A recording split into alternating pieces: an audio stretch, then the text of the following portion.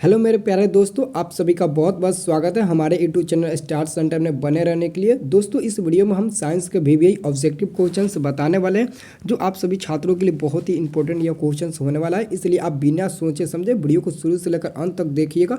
हम आपको इसमें 20 टॉप वीवीआई ऑब्जेक्टिव क्वेश्चन बताएंगे और यह सभी ऑब्जेक्टिव क्वेश्चन आपके एग्जाम में लड़ जाएगा। आपको पता ही होगा कि बहुत ही नज़दीक आपका एग्जाम आ चुका है, इसलिए आप वीडियो को अंत तक जरूर देखिएगा। ठीक है, तो चलिए आपका बिना टाइम गए वीडियो को स्टार्ट करते हैं। अगर चैनल को सब्सक्राइब नहीं किया तो चैनल को सब्सक्राइब कर लो और सारे वीडियो देखने के लिए। पहला नंबर क्वेश्चन है आपका, पाइरुवेट के विखंडन से कार्बन डाइऑक्साइड जल तथा ऊर्जा देता है और यह क्रिया किसमें होती है? तो यह क्रिया किसमें होती है? कोशिका द्रव्य में होती है। माइटोकॉन्ड्रिया में नहीं बल्कि कोशिका द्रव्य में होती है। आप लोग ऑप्शन नंबर ए पर टिक लगाइएगा।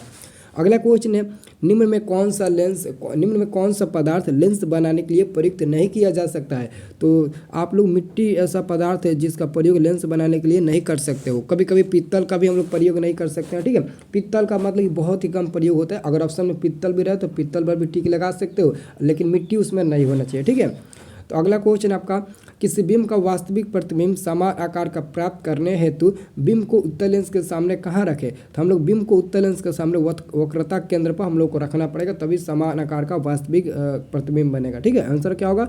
आंसर आपका बी नंबर होगा। अब देखो अगला क्वेश्चन है आपका, अगला क्वेश्चन है, सामान्य दृष्टि के वयस्क के लिए सुस्पष्ट दर्शन की निम्नतम दूरी क्या होती है?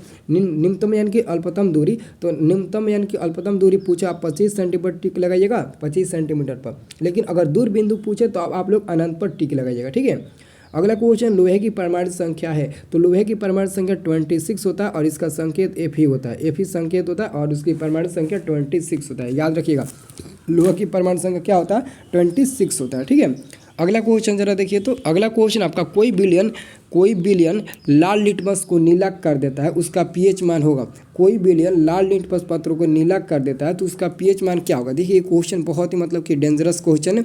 देखो, जब बिलियन लाल को नीला करता है ना तो उसका पीएच मान क्षारीय को दर्शाता है। तो यहाँ पर तो पीएच मान क्षारीय को देखिए, क्षारीय बिलियन का पीएच मान 10 भी दर्शा रहा है, 10 भी नहीं, ये नहीं ना है, कहाँ गया? हाँ यहाँ पर है, 8 भी दर्शा रहा है, 10 भी और 11 भी, ये सभी क्षारीय विलयन को दर्शा रहा है। तो आप इसका आंसर क्या देना चाहेंगे? एक्चुअली में दोस्तों ऑप्शन नंबर डी में लिखना चाहिए ए और बी दोनों होगा, लेकिन ए और बी दोनों नहीं लिखा है। तो लगता है ये क्वेश्चन जो है ना थोड़ा सा मिसप्रिंट कर दिया। ठीक है, ए और बी दोनों होना चाहिए, लेकिन कई जगहों पर इसका आंसर बी दिया है, कई जगहों पर इसका आंसर बी भी दिया है। ठीक है, तो आप लोग डिसाइड थोड़ा कर लीजिएगा इस क्वेश्चन में, क्योंकि क्षारीय विलयन का मान 10 आएगा तो 8 भी होगा, 10 भी होगा, 11 भी होगा, लेकिन यहाँ पर ऑप्शन में डी में ए बी दोनों नहीं दिया है।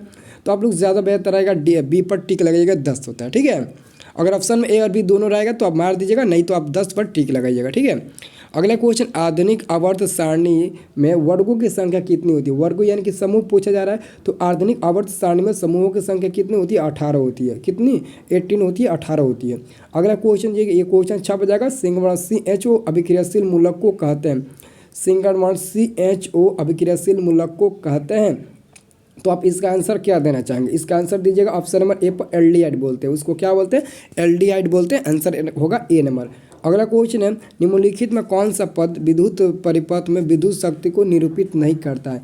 निम्नलिखित में कौन सा पद है जो विद्युत परिपथ में विद्युत शक्ति को निरूपित नहीं करता है? तो IR² होगा। आंसर होगा आपका बी नंबर, IR²। ठीक है, राइट आंसर क्या होगा? बी नंबर का IR²। ठीक है, अगला क्वेश्चन जरा देखिए। तो अगला आपका क्वेश्चन है, विद्युत धारा उत्पन्न करने की युक्ति को कहते हैं। तो विद्युत धारा उत्पन्न करने की युक्ति को हम लोग जनित्र कहते हैं, और कभी कभी जनित्र का एक और नाम होता है, वो भी ऑप्शन में दे देता है, डायनेमो। क्या होता है? डायनेमो। विद्युत जनित्र यानी कि डायनेमो। डायनेमो का मतलब वो जनरेटर भी याद रखिएगा। ठीक है, बहुत इंपॉर्टेंट क्वेश्चन है ये। ठीक है, अगला क्वेश्चन है, लघुपतन के समय परिपथ में विद्युत धारा का मान क्या होता है? आपके घर में तार शॉर्ट खाता होगा, आपको पता ही होगा, शॉर्ट सर्किट के कारण आपके घर में जो तार जलता है ना, उसमें धारा का मान क्या होता है? बहुत ही अधिक बढ़ जाता है, करंट अधिक बढ़ जाता है, जिसके कारण तार जल जाता है।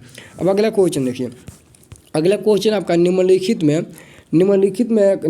में से कौन जैवमात्रा ऊर्जा स्रोत का उदाहरण नहीं है? तो होगा आपका नाभिकीय ऊर्जा। क्या हो जाएगा? नाभिकीय ऊर्जा हो जाएगा। ठीक है, अगला क्वेश्चन है, कोई तत्व ऑक्सीजन के साथ अभिक्रिया कर ऑक्सीजन के साथ अभिक्रिया कर उच्च गलनांक वाले यौगिक निर्मित करती है। यह यौगिक जल में विलय है। यह तत्व हो सकता है, बहुत ही इंपॉर्टेंट क्वेश्चन, ऑक्सीजन के साथ अभिक्रिया करता है।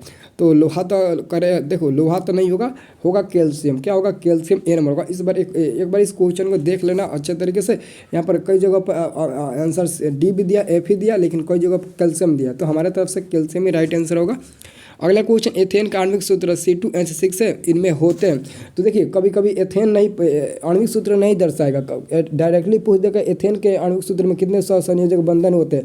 आप 7 पर टिक लगाइएगा। कैसे? यहाँ पर 2 कार्बन हो जाएगा और हाइड्रोजन देखिए यहाँ पर कितना बैठेगा, हाइड्रोजन 6 बैठाइए तो 6 हाइड्रोजन बचेगा, लेकिन अबंध बनेगा आपका 7। देख लीजिए 1 2 3 4 5 6 7, तो कितना हो जाएगा? टोटल आपका 7 हो जाएगा। आंसर होगा बी नंबर। अगला क्वेश्चन, ओजोन के एक कण में ऑक्सीजन की परमाणुक संख्या कितनी होती है? 3 होती है। याद रखिएगा कितनी होती है? 3 होती है। ठीक है। अगला क्वेश्चन, मनुष्य में वृक्क एक तंत्र भाग है जो संबंधित है, तो वो भाग उत्सर्जन से संबंधित है। उत्सर्जन से संबंधित है। आंसर होगा सी नंबर। ठीक है। अगला क्वेश्चन है, 2 तंत्रिका कोशिका के मध्य खाली स्थान को कहते हैं, तो उसको सिनेप्स बोलते हैं। क्या बोलते हैं? सिनेप्स बोलते हैं, उसको हम लोग सिनेप्स बोलते हैं। अगला क्वेश्चन है, परागकोश में होते हैं, तो परागकोश में परागकण होते हैं। आंसर याद रखिएगा, परागकोश में परागकण होते हैं। ठीक है। अगला क्वेश्चन आपका, विकासशील दृष्टिकोण से हमारी किससे अधिक समानता है? तो विकासशील दृष्टिकोण से हमारी अधिक समानता चीन के विद्यार्थी से है। चीन के विद्यार्थी से, बहुत ही इंपॉर्टेंट क्वेश्चन, इसको एकदम रट जाइएगा इस क्वेश्चन को। ठीक है। आंसर बी पर टिक मत लगाइएगा। ठीक है। अगला क्वेश्चन, मुकुलन द्वारा अलैंगिक जनन होता है, तो मुकुलन द्वारा अलैंगिक जनन ईस्ट में होता है। किस में होता है? ईस्ट में होता है। बहुत इंपॉर्टेंट क्वेश्चन, इसको भी एकदम रट जाइएगा। ठीक है। अब दोस्तों देखिए, अगर आपको और सब्जेक्ट का ऑब्जेक्टिव क्वेश्चन चाहिए और सारे सब्जेक्ट का, तो आप लोग कमेंट करके हमें ज़रूर बताइएगा। वीडियो अच्छा लगे तो वीडियो को लाइक करके चैनल को सब्सक्राइब कर लीजिए, क्योंकि इसी चैनल का माध्यम से आप अच्छे से अच्छे नंबर ला सकते हैं। ठीक है। तो जल्दी से आप इस वीडियो को लाइक करके चैनल को सब्सक्राइब कर लीजिए। ठीक है।